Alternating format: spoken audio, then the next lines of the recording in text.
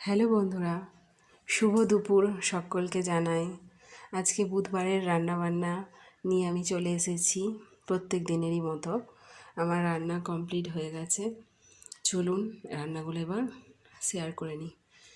আজকে ভাত তো থাকবেই। প্রথমে হাঁড়িতে আছে ভাত, তারপরে এখানে করেছি কুমড়ো শাকের চচ্চড়ি, আর এখানে আছে রুই মাছ গাটি কচু দিয়ে মাখা একটা মাছের ঝোল বা তরকারি যাই বলুন।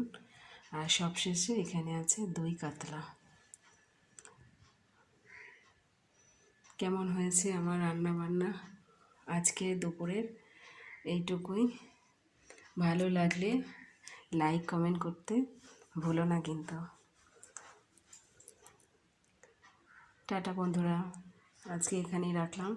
আবার পরের ভিডিওতে পরে দেখা হবে। টাটা।